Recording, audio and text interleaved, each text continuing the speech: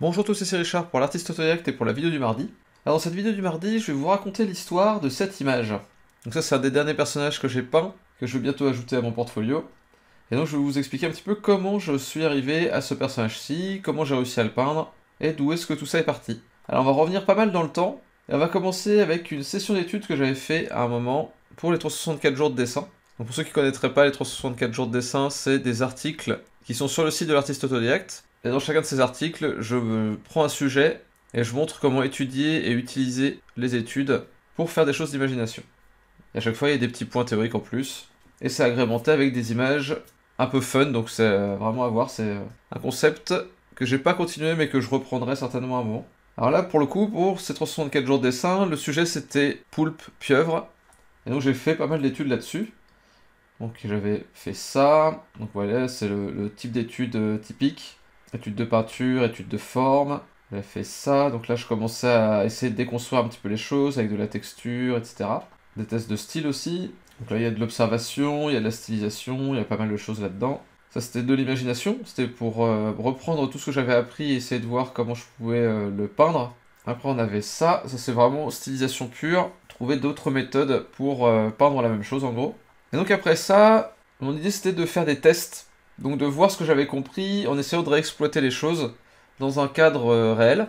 Et donc j'ai commencé par faire une session de 30 minutes où j'ai fait chaque personnage là en 10 minutes. Et donc vous voyez que là on trouve le personnage que j'ai fini par la suite. On trouve un ref ici quoi. J'en ai fait même un quatrième là, en 10 minutes également. Donc le but c'est vraiment de trouver des idées pour un personnage et voir si j'avais bien compris cette histoire de pieuvre en fait. Voir si j'arrivais à bien rendre les choses. Donc voilà, celui-ci m'a plu, donc je l'ai pris. Peut-être que je finirai aussi celui-là, là, qui a quand même un truc intéressant. Et donc j'ai pris le dernier, là, et hop, je l'ai importé. Donc au début, je l'ai importé tel quel. J'ai commencé à faire un fond, mais vous voyez que c'est pas forcément super réussi pour l'instant. Donc ce que j'ai fait, c'est que c'est ma technique de peinture habituelle pour commencer une image.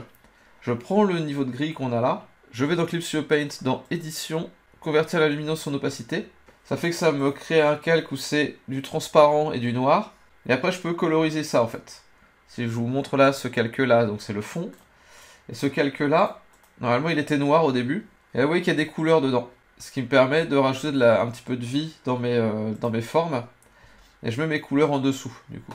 Donc voilà, ça c'est ma base pour mes couleurs. C'est comme ça que je la produis. Ensuite, j'ai pris ça, j'ai commencé par utiliser donc un calque de balance des couleurs pour changer un petit peu les teintes, avoir quelque chose qui soit un petit peu plus harmonieux. Si vous ne connaissez pas Balance des couleurs, ça permet globalement de choisir ce que vous voulez modifier dans les demi-teintes, donc dans les tons moyens, dans les lumières et dans les ombres, en tout cas dans les tons sombres et dans les tons clairs. Donc vous voyez, après on peut aller soit plus vers le jaune, vers le bleu, vers le vert, le magenta, le rouge ou le cyan à chaque fois.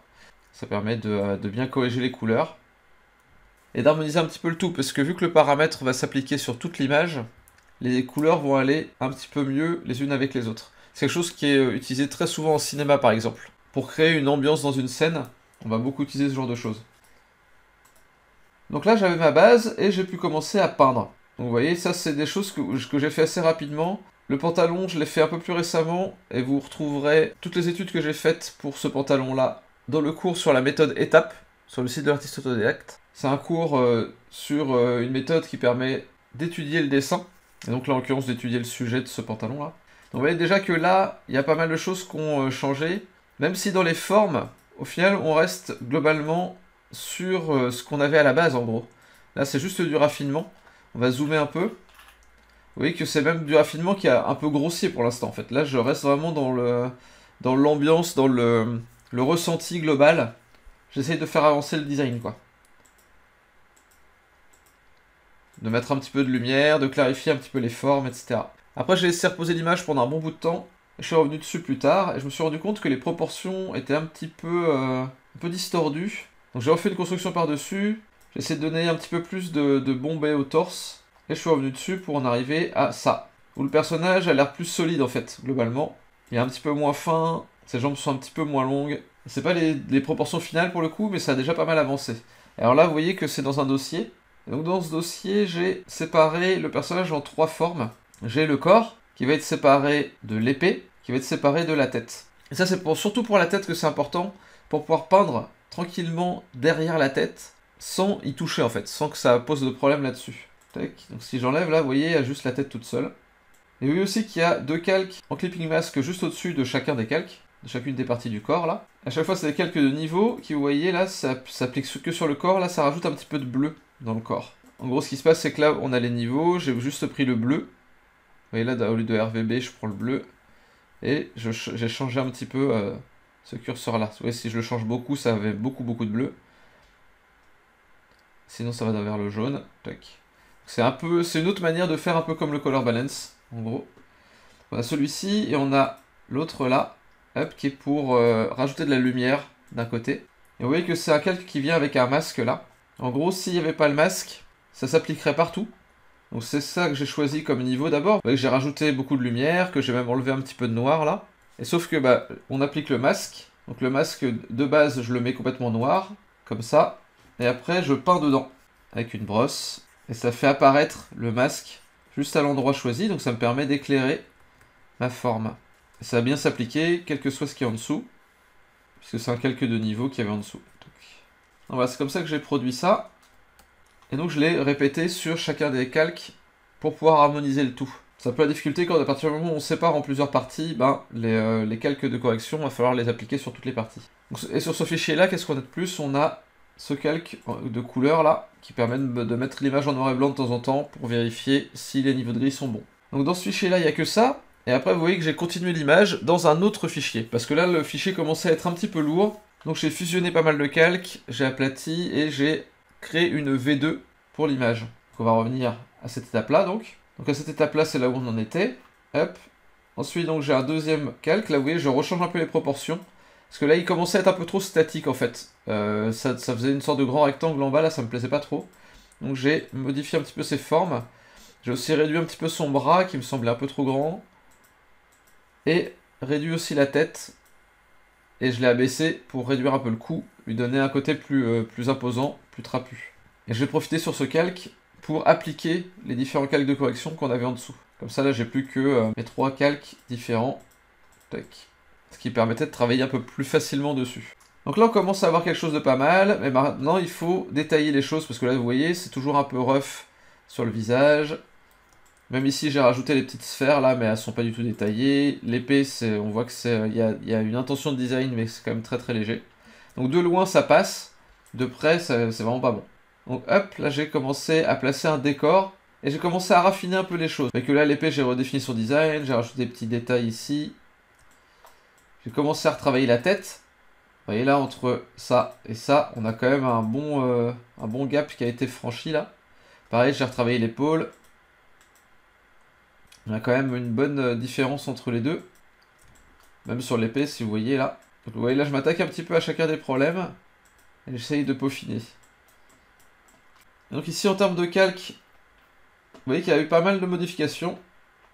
Donc il y a toujours le corps, l'épée et la tête. Mais ce que j'ai rajouté principalement là, c'est une rim light qui est sur un calque à part, parce que je suis pas sûr de vouloir la garder, donc du coup je préfère le faire à part.